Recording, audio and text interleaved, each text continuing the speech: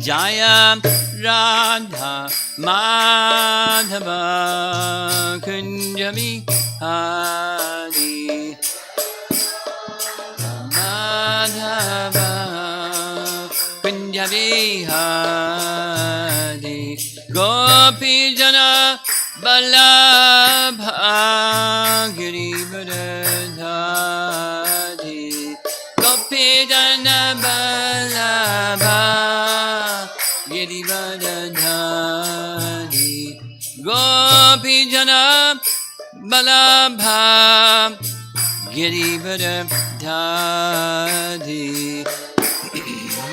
Vallabha Girivardhari Jasodanandana Brajajanarandana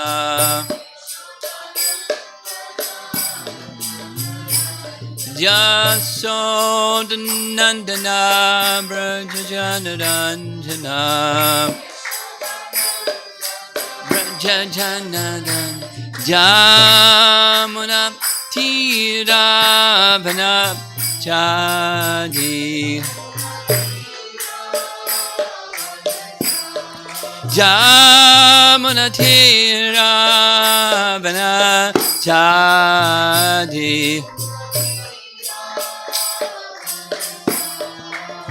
Jaya Radha Madhava Kunja Bihari Madhava Kunja Bihari Jaya Radha Madhava Kunja Bihari Madhava Kunja Bihari Gopi Jana Vallabha Girivardhari Gopi Jana Vallabha Girivardhari Gopi Jana Vallabha Girivardhari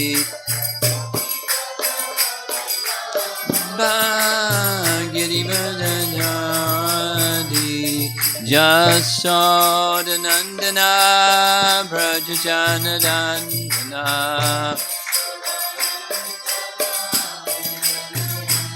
Jasodanandana Brajajanarandana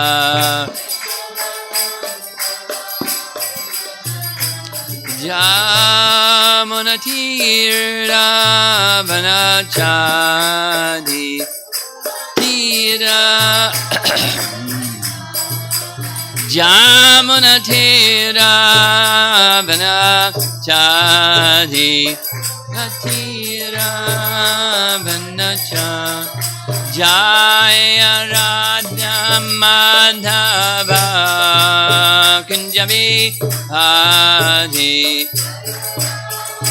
Madhava Kunja Bihari Jaya Radha Madhava Kunja Bihari Madhava Kunja Bihari Jayom Vishnupad Paramahansa Parivajagacharya Astutarasata Srimad His Divine Grace A.C. Bhaktivedanta Swami Srila Prabhupada Ki Gaur Premanandi.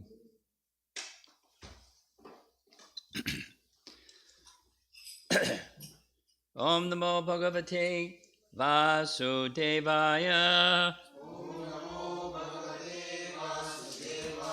Om Namo Bhagavate Vasudevaya. Om Namo Bhagavate Vasudevaya.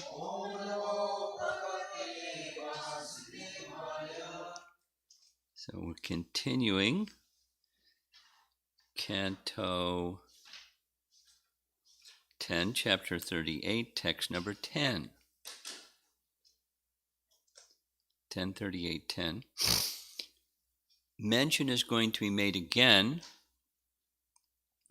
as with the text number 9, about the eagerness or greed.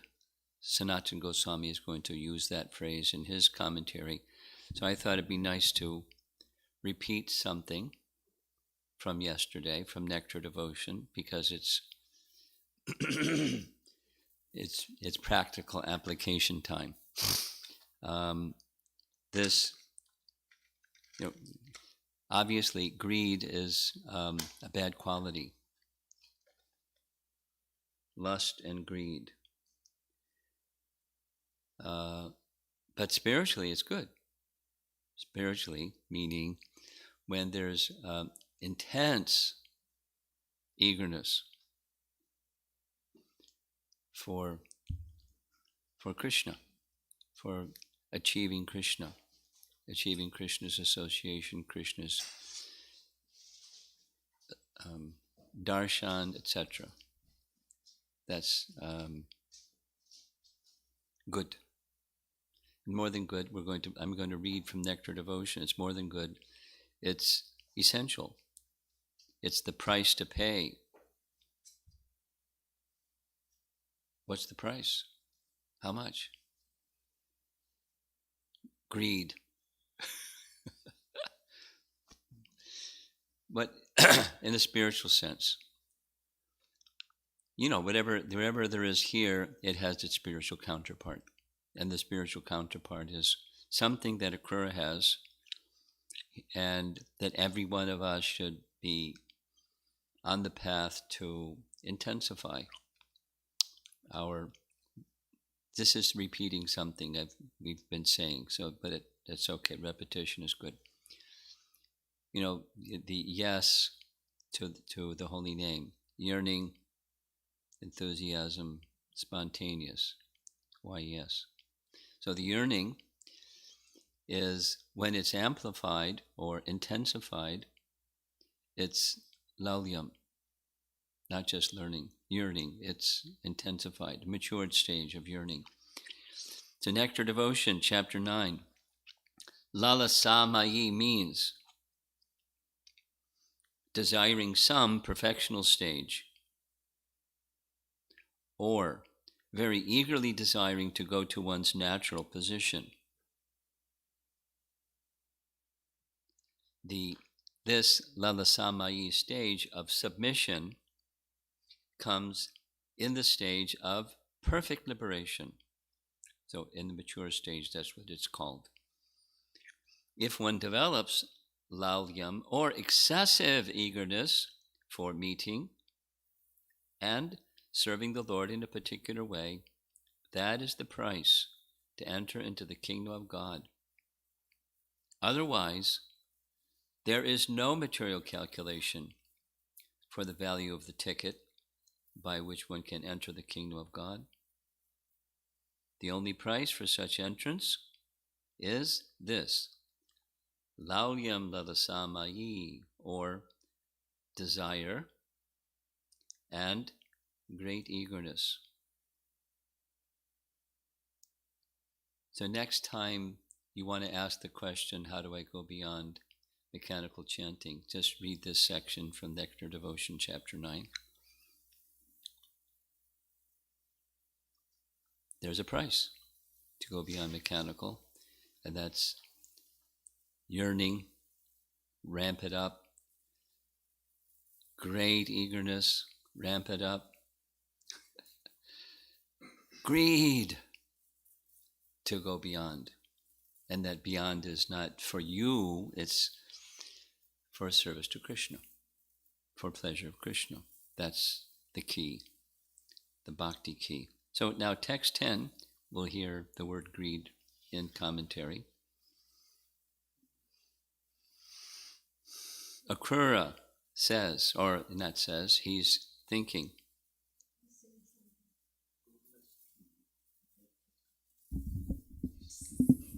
You can't just adjust the volume, huh?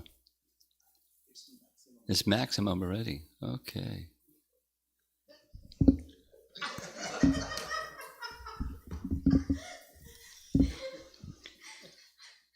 Akrura's thinking, and Shukadeva Goswami is reading the mind, the thoughts of Akrura.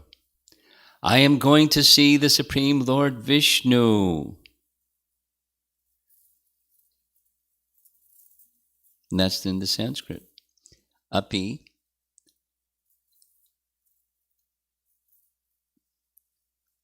Adya, today, Vishnu, the Supreme Lord Vishnu. And then the next word is, we're going to hear this explained many ways. Manu Jatvam. Manu Ja Tvam. The form of a human being. So, I'm going to see the Supreme. So he's. Akrura is not a Brijvasi. He's a Mathuravasi. So Mathuravasi's don't have the same mood of love for Krishna that the Brijvasis have. They have this Aishvarya feature very, very clear. Akrura is very, very clear. And so many others are also very, very clear. So that's him, and he's going to get at Krishna's association. I'm going to see the Supreme Lord Vishnu, the reservoir of all beauty. We're going to hear this word beauty a few times.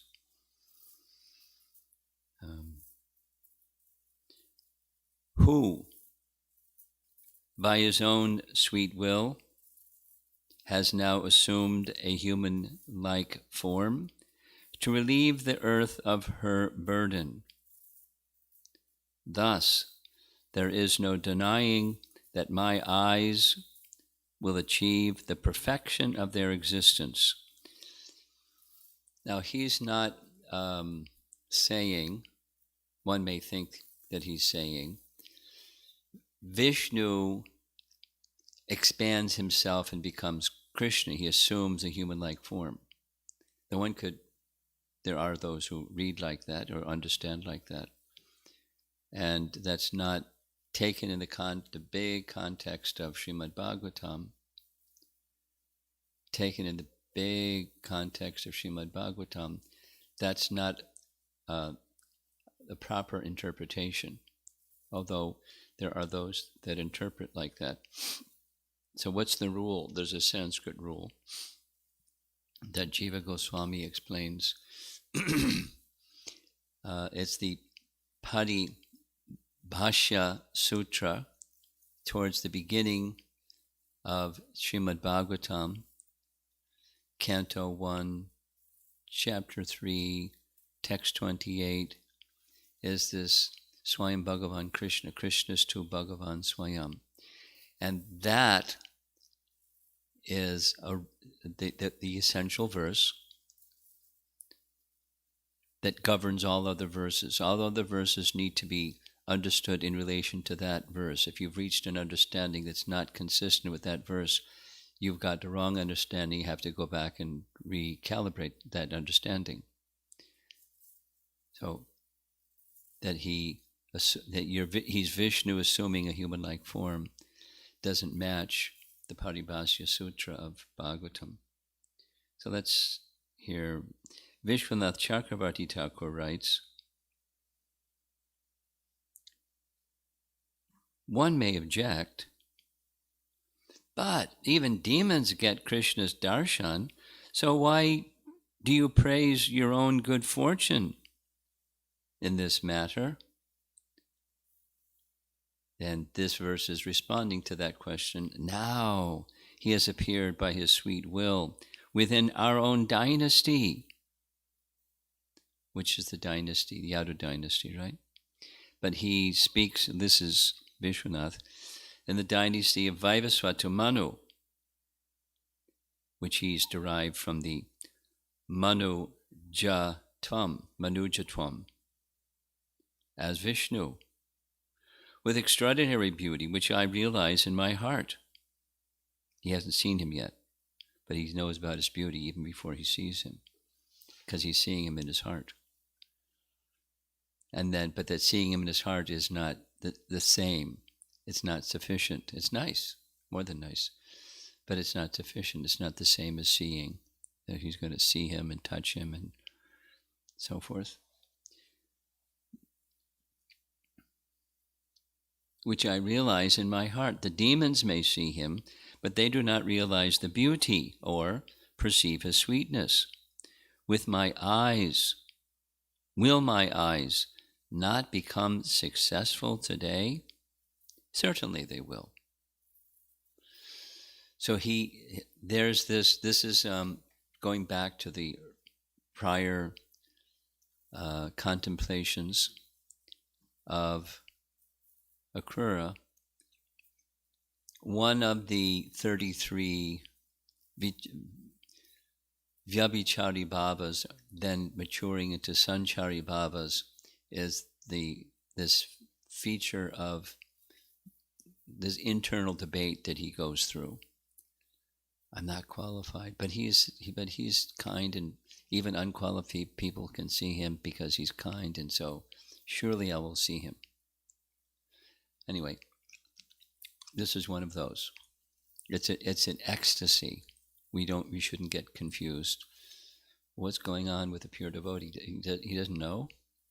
It's an ecstasy. We should not be confused. He's displaying ecstasies, which is ecstatic. So, is there some doubt? Well, there's some doubt, but no, there's no doubt. Jiva Goswami writes, here we go. Again, out of intense greed, he got the ticket. He has a desire that's now amplified like anything, to see all the limbs of Krishna. Today I will see Upalambanam. I will see him. He eternally possesses a human body. There we go. Jiva Goswami has a clear understanding. It's not the other idea. He eternally possesses a normal human body for displaying his sweet pastimes. Although he is full of all powers and all-pervading. Vishnoho. So sometimes we read Krishna appeared in a medium form, meaning that the acharyas explain Mahavishnu is not a medium form. And Paramatma is not a medium form. And Garbhodakshaya Vishnu is not a medium form. But the medium form is the human form.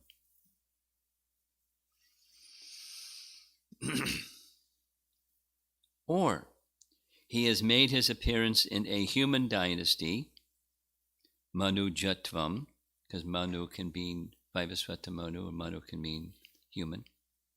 Manu Jatvam. But this does not destroy his independence. He comes by his own desire. Though he actually comes by the desire of the devotee, the two are actually one. That was tricky. You got that? Yeah. He comes by his own desire and, not but, the devotee's desire, and so he comes. It's his loving nature. Come, Krishna comes.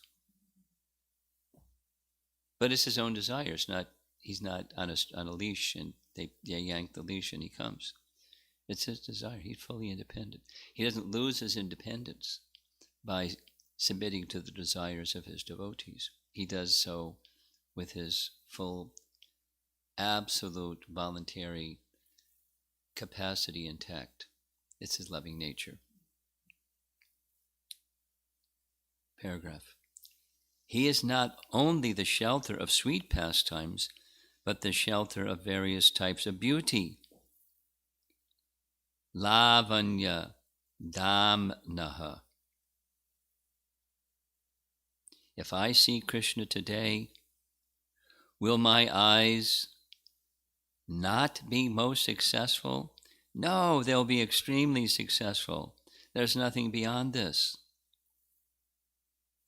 And Jiva Goswami continues, the cowherd girls, the gopis, said, Canto 10, Chapter 21, this isn't the Rasa Lila section, this is before. Oh, friends, we do not know any other success for those with eyes than the face of the younger one who plays the flute. The face experienced as he casts a side glance of love. The face tasted by people with eyes. As the two sons of Nanda take the cows from forest to forest along with their friends. Back to Akura. I will see him easily, directly, not with some obstruction like shadow, in his actual form, coming close to him, upalambanam. Will I not see him easily? Just by opening my eyes, I will see him. Not by much practice of yoga, etc. Although he's already seeing him within his heart. By desiring him, I will certainly be able to see him. It is not that I will not see him. I will. This is because previously he expressed certainty. So his intelligence is steadying his emotions. He's feeling waves of bhavas, and his intelligence is guiding them to a safe place. Will I not see him easily? Yes, just by opening my eyes. And here's Sanatana Goswami again speaking about greed. So it's a similar message. Again, as in the previous verse, out of intense greed, he has a desire to see all the limbs of Krishna. I will see Krishna, who spreads everywhere, Vishnoho, who accepts human activities in this world, Manujatvam, or who appears with human form, though he enters everywhere as Antaryami, Vishnoho. He does this in order to deliver the earth from its burden of sinful demons. This does not contradict his supreme independence. He does it by his own desire. Or he does it by the desire of his own Nija devotees, such as Brahma, to give pleasure to his devotees. Because he is human, he is the abode of beauty. Out of humility, Akrura thinks it impossible to see the Lord. Na syat. Later he says, no, it will be possible. Without effort, anjasa, I will see him excellently. If I can see him, my eyes will be successful. If he comes close to me, there will be success in knowing the greatness of bhakti, drishaha. So we're going to go next to reference of those are just direct commentaries on this text 10.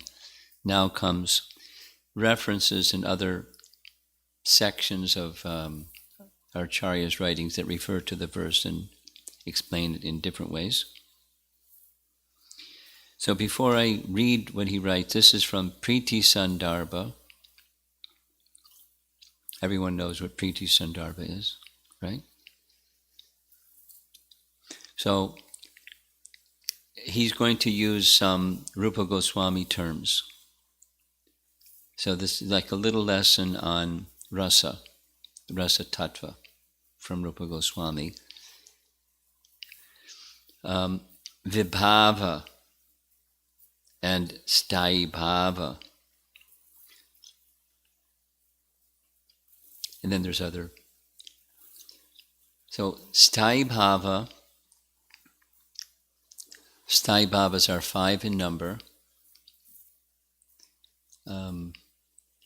Did you receive that little text that I sent out? Maybe it wasn't sent yet.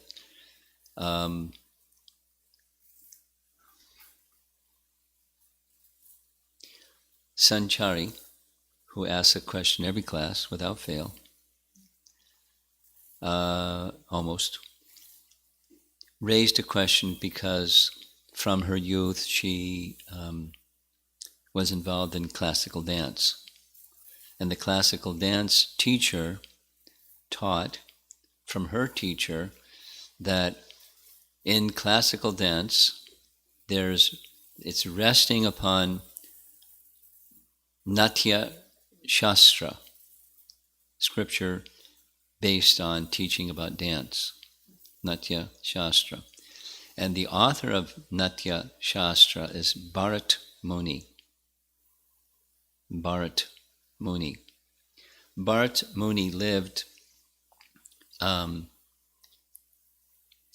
it's not really clear, so it's between this time and that time, but around the time of the appearance of Christ. So while Christ was doing what he did, Bharata Muni was writing books on Vedic understanding of dance. And the purpose of dance, the purpose of anything Vedic, is what? To stimulate emotion in relation to Krishna. To stimulate emotion in relation to Krishna so that one's attraction for Krishna grows. That's the Vedic purpose. So people can use it some other way. They can use it to stimulate that emotion that's not in relation to Krishna. That's the perversion of it or the misuse of it, but it can be done, and it is done. But its intention is stimulate emotion in relation to Krishna. So Bharat Muni teaches, and the dance teacher of Sanchari repeated, there are 9 rasas. And then Sanchari was asking, how come he says 9 and Rupa Goswami says 12? So looking at his 9, list of Bharat Muni's 9, 7 are the secondary or indirect rasas, and only 2 are the primary. It's Shringara, which is Madhurya rasa, and Shanta. So he leaves out the middle 3, Dasya, Sakya, and Vatsalya. So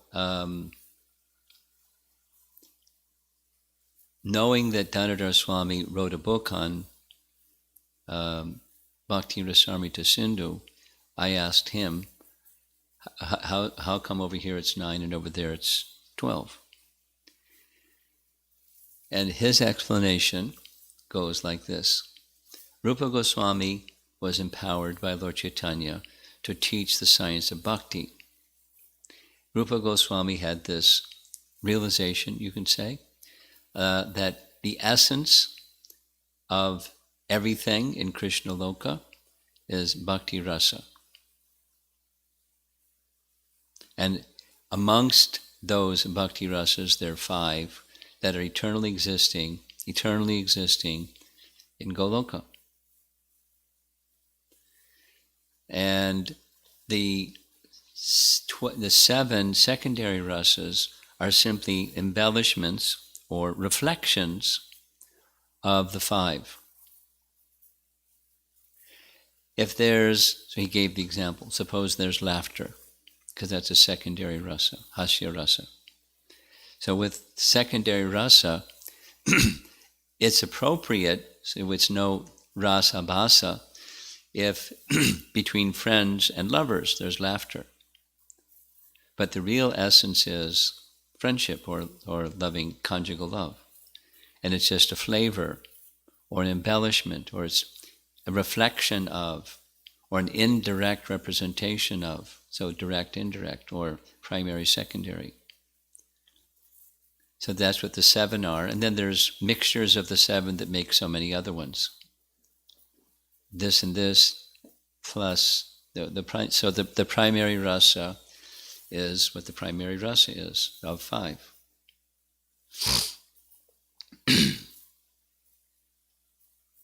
So those 5 are rasa because they're resting upon sthāyi bhava. Sthāyi bhava is the same 5, but it becomes rasa when it mixes with other bhavas, or other bhavas mix with it.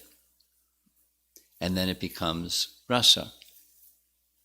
And then different moods of rasa characterized by this, that, and the other thing. And that's what nectar devotion is, or bhakti rasamrita sindhu.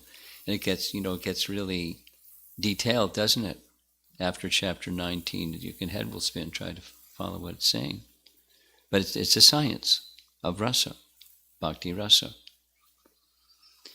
And amongst the rasas that mix with sthāyi bhava, one of them, an essential one, is vibhava. So what's vibhava?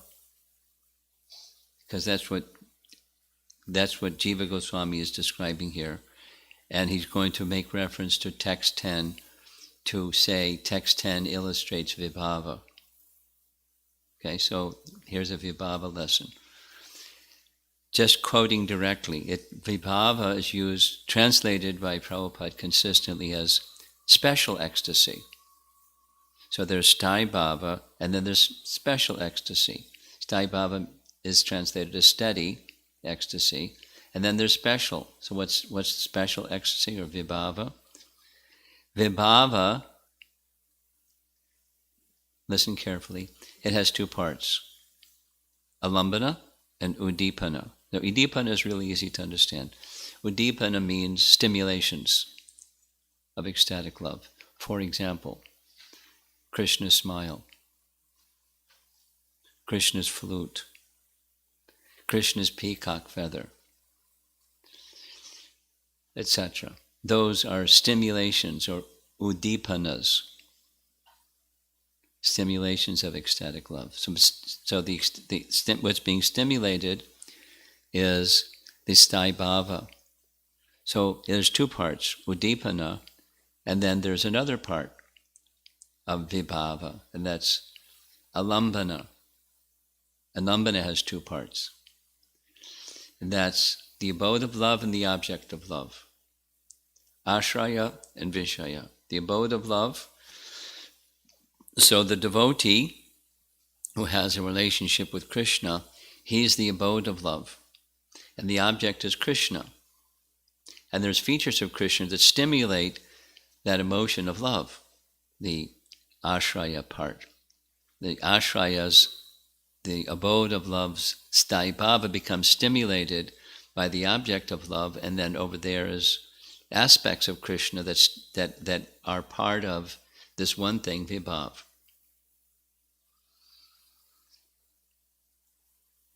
If you didn't follow all that, go to Nectar Devotion and look it up, and read it a few times, and it'll start to become clear. But here's Jiva Goswami commenting on this verse, 10:38:10, in Priti Sandarbha. The mixture from vibhava to sthāyi bhava produces astonishing rasa, dasya bhakti rasa. That's Akrura. He's in the dasya rasa, or he's saying here, dasya bhakti rasa. So his rasa awakens from the sthāyi bhava, this regard that he has for Krishna, by this anticipation of seeing Krishna. It's stimulating his ecstatic love. By this special ecstasy, he's getting an opportunity to go see Krishna. That's the vibhava. So he's the abode of love. The form of Krishna is the object of love. and the anticipation and the details and the features of Krishna, his full features, as we're hearing, that's, it's over the top. He is lost in ecstatic love, anticipating seeing Krishna. So there's elements. That's what Rupa Goswami is teaching. What are those elements? How does it work? What's the spiritual technology of something very esoteric?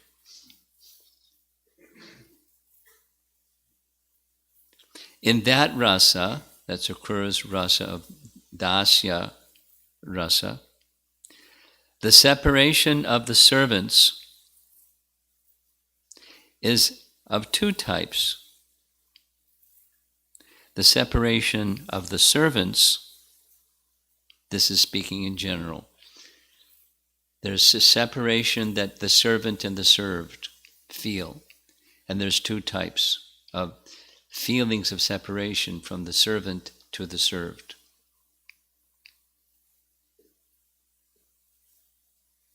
And he's going to say what those two types are. And he says, as was apparently already explained by the palyas. Palyas means those who are seeking protection. Pala.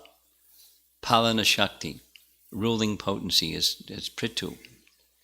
He's invested with Palana Shakti, a ruling potency. So when a ruler rules, he's invested with Pala Shakti. I was just hearing Prabhupada say, even a mundane person that has, a leader of any kind, a government leader or leader of any kind, they can't lead without being invested by Palana Shakti. So Krishna is the leader of the leaders. So why not take shelter of the leader of the leaders? Because you have to take shelter of some leader. It's just a rule of life. So take shelter of Krishna. That was his argument. So there are persons that want protection, and they're of two types.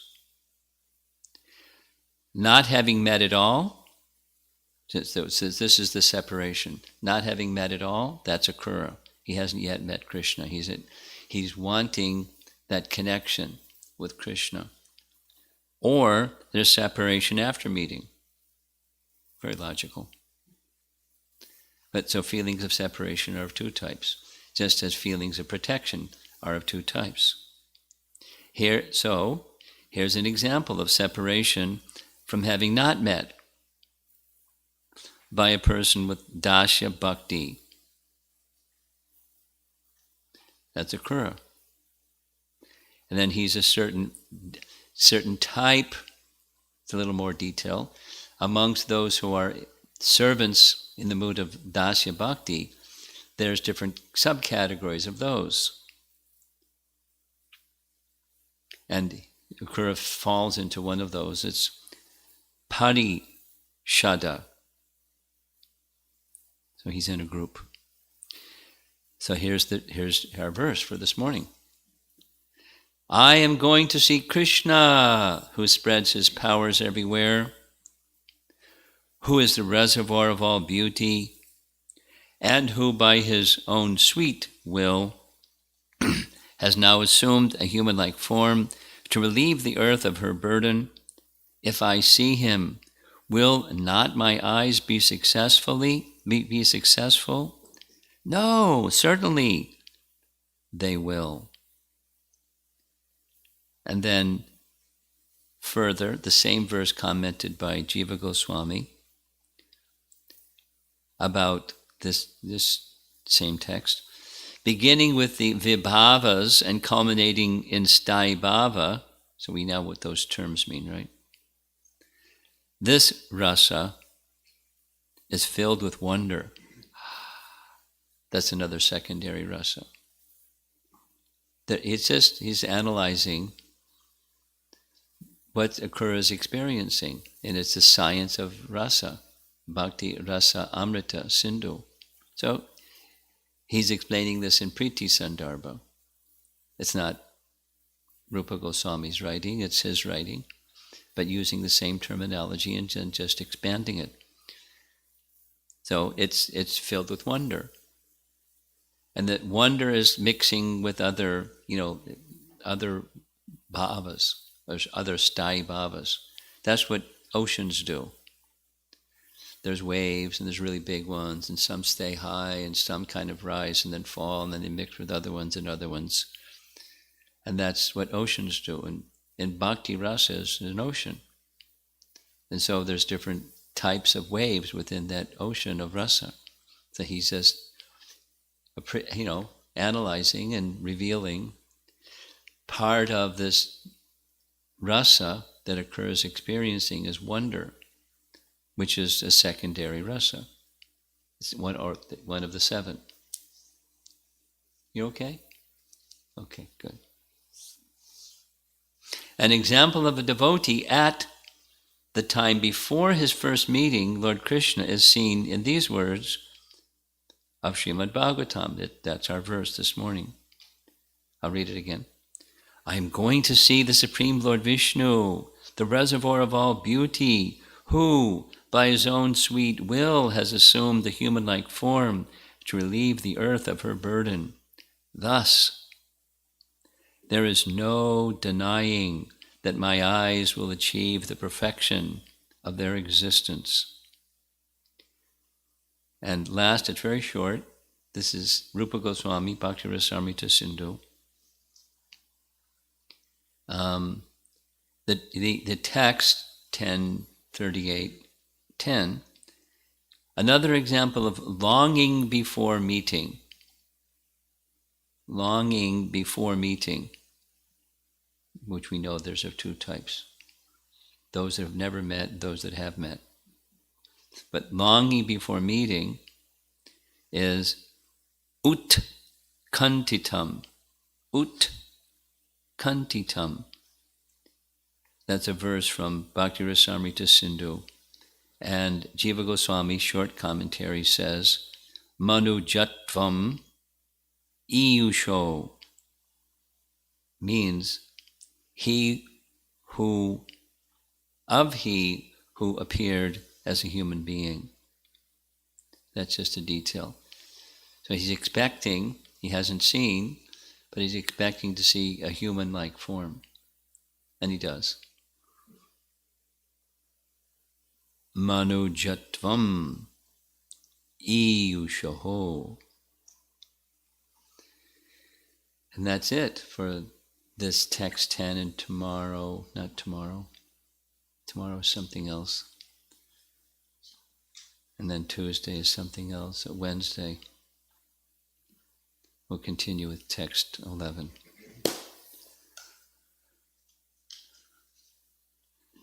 In one sense, this pandemic thing is, it's really lots of opportunity for hearing, but there's, for speakers, I've got, have to press the right button because tomorrow is something else and Tuesday is something else, and I have to make sure I got the buttons correct. So our acharyas are helping us go more deeply into the Bhagavatam's message, churning the topics of bhakti rasa and the ecstasy of Akrura anticipating meeting Krishna. In practically every class, I say the same thing because it strikes me every time I go through this.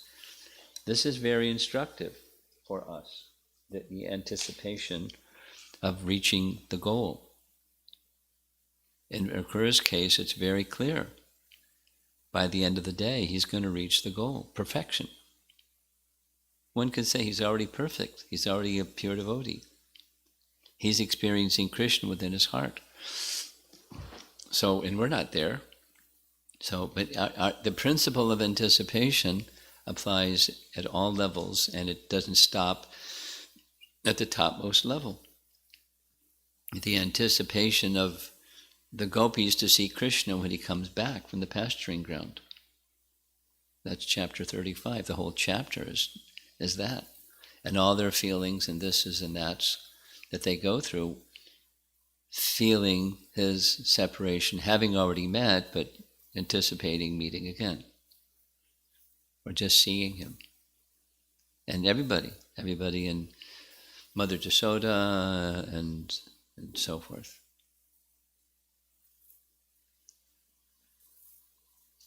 It's a very, for sadhakas and for those who are in the spontaneous stage of raga nuga bhakti, and those that are in the stage of prema bhakti. He's at the stage of prema bhakti. It doesn't disappear. It's still the anticipation of meeting, the eagerness, lolium, lalasamayi. That's the perfectional stage, and we're not there yet. But keep going. And these topics of Srimad Bhagavatam are the stimulations for that ecstatic love. The sound vibration is that kind of sound vibration. So let's see if there's some discussion.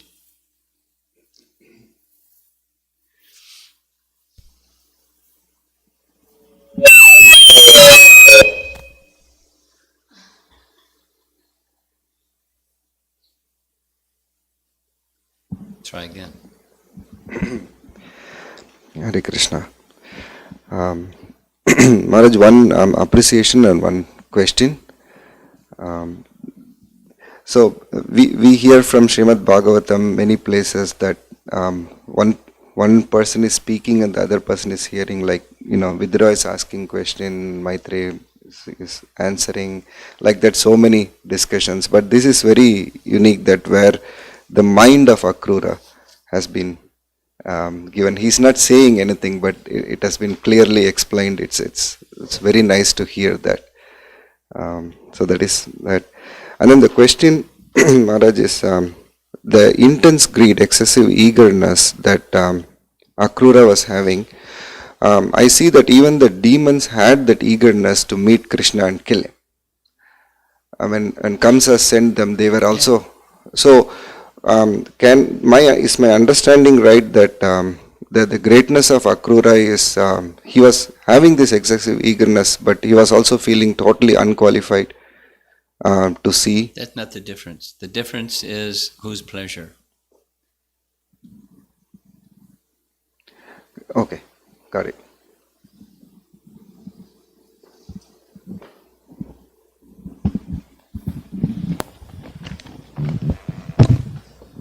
Hare Krishna Maharaj.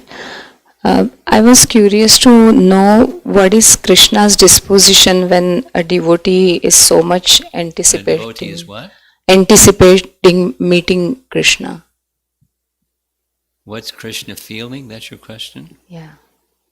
What's Krishna feeling? Oh, he wants to come back to me?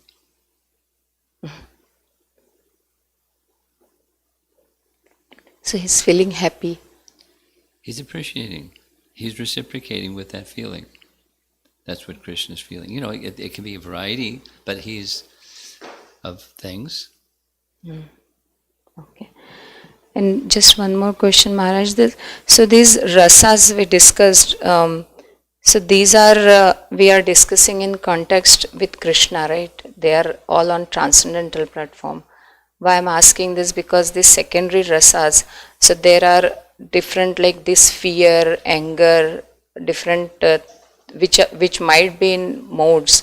So, but right now, since we are discussing this in context of with Krishna, so they are all on transcendental platform.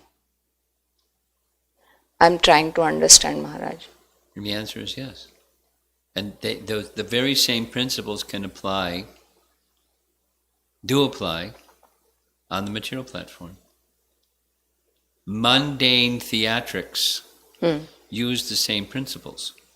Right. And spiritual theatrics use the same principles.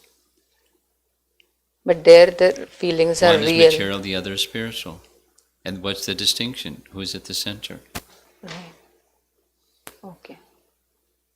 Yes. Okay. Yeah.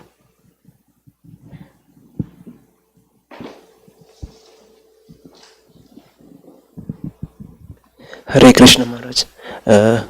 Thank you very much. Maharaj, I have two questions. Keep going. He's going to adjust. Yeah. There were two words that you had spoken about. Turn the speaker this way. Turn the whole speaker this way. Keep going. Yeah. There one was Lavanya, and there was one more after that. You want a reminder what those words are? Yeah, I'm sorry, I didn't catch the second word.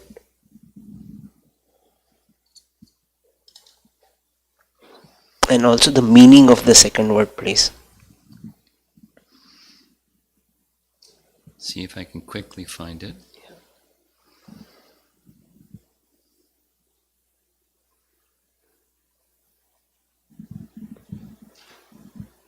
Lavanya Damna. Lavanya Damnaha.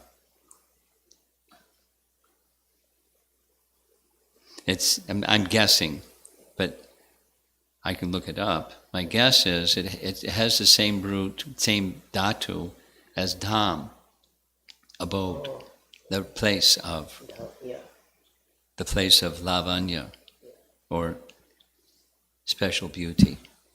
Okay? And I have one more question. Okay. Maharaj, the verse that we were looking at and the way it has been said is that on one hand Akruraji is talking about the beauty of Krishna, and on the other hand he is saying that he's here to relieve the earth from the load of the sinners. I'm trying to understand how sorry, it's a complicated, I'm not able to frame the question correctly, but on one hand we are looking at the beauty of Krishna, and on the other hand we are just going to reducing the load of the earth from the sinners. So I'm just thinking that why is there so much emphasis to the fact that there is beauty? And so that's part of one question. And the second question is, so for people like me, who look at beauty, I take photographs and pictures and all those things, and so I pay attention to those details on materialistic level. So how is one to differentiate between spiritual beauty and material beauty?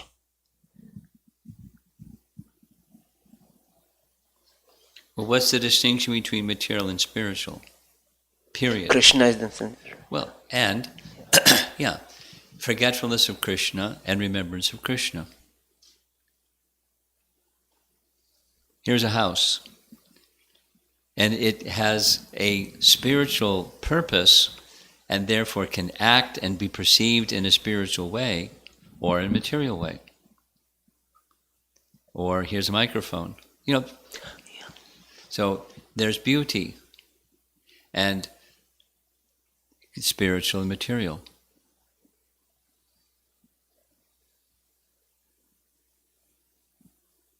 Okay? Yeah, the second. Remembrance of Krishna, forgetfulness of Krishna. Yes. Yeah. The sunset. There's material and spiritual. Yeah. Regard for the same thing. Same thing.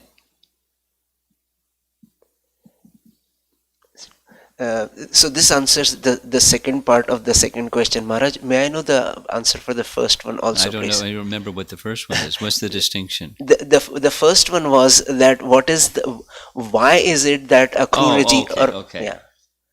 Why can't a beautiful person protect others?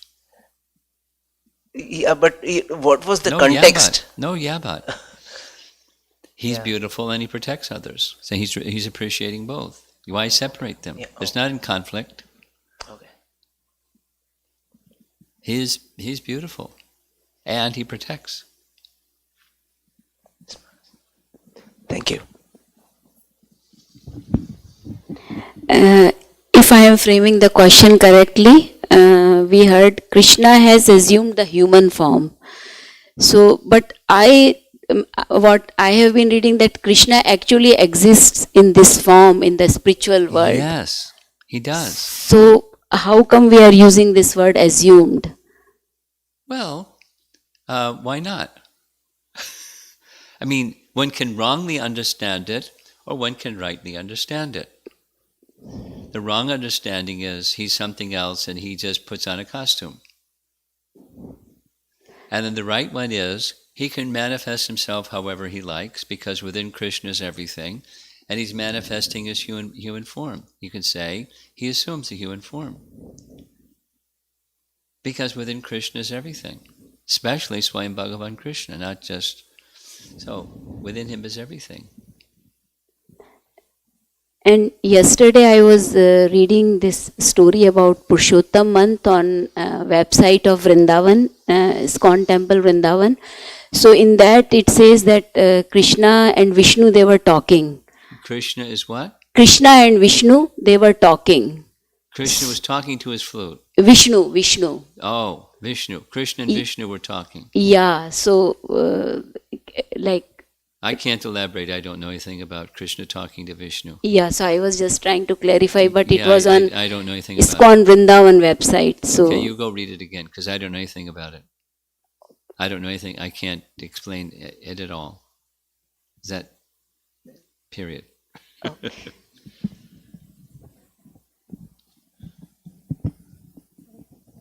Hare Krishna Maharaj.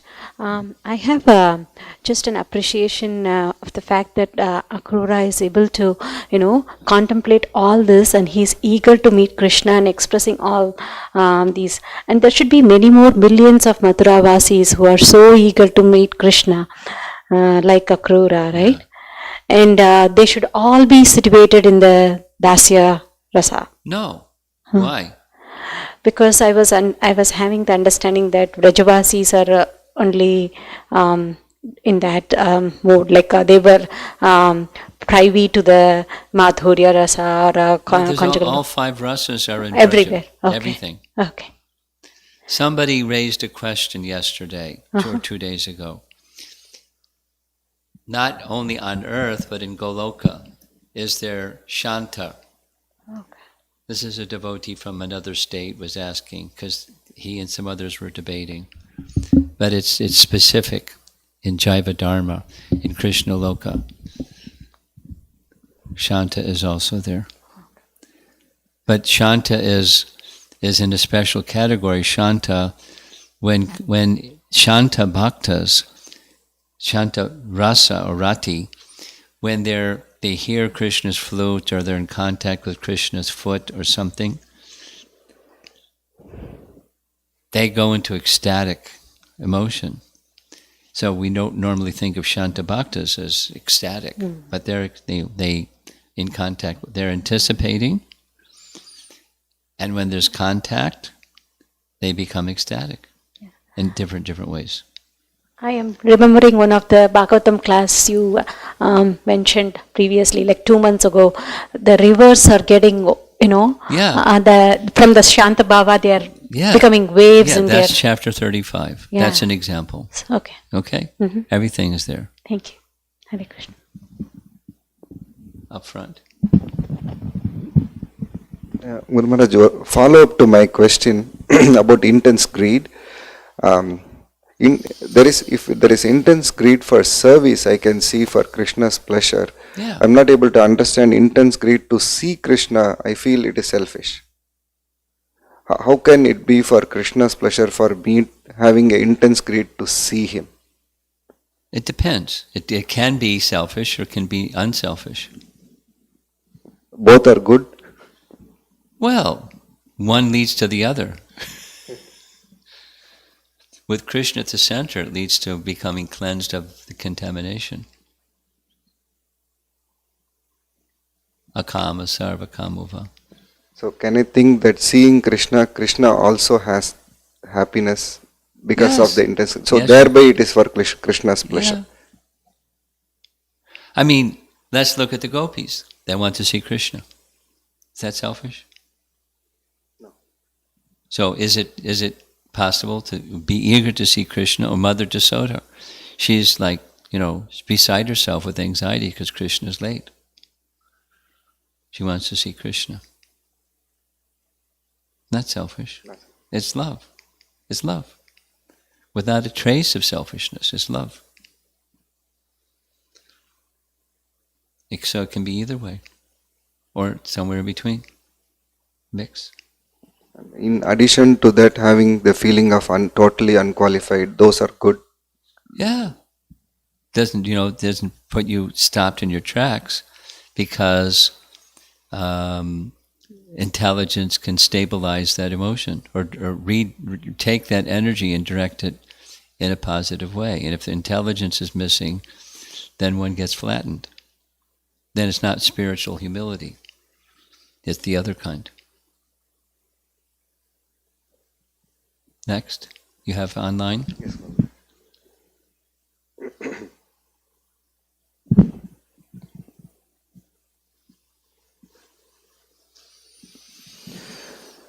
In Alambana, which has two parts, one is abode of love, object, second is object of love. What is abode of love? Could you please Yeah, it's explain? the heart. It's the heart of the devotee. The heart of the devotee. That's the abode of love. This is a question from Radha. In the Dwaraka pastimes of Krishna, Akrura told Shatadhwana to murder Satrajit. Isn't that bad? That's bad. Wasn't that on a mundane platform? No.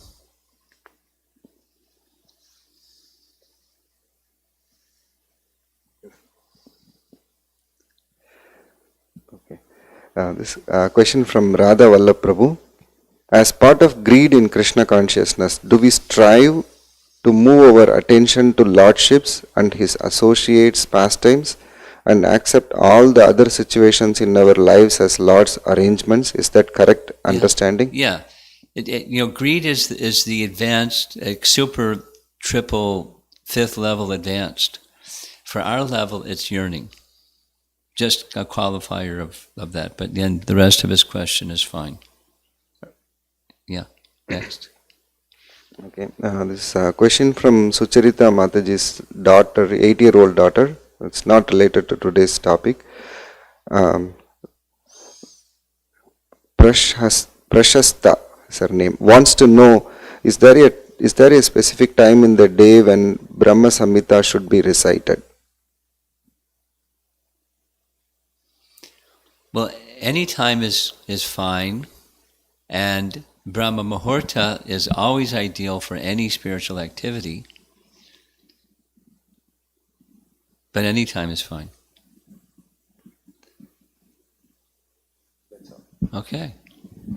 She has one more question, and we're going to end after this. If time permits. Time permits, just one more. Because I was trying to teach this topic to kids today. Which one? This about Purushottam month. Okay. So then I was studying online about all this. So then what I came to know was that this 1 month is extra because of they want to align the calendars Yes. with lunar and solar Yes. cycles.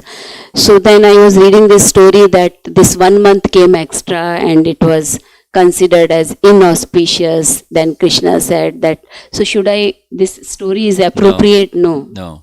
Okay. So more focus should be on this, that because of this lunar and solar. Yes. Yes. Prabhupada ki jai.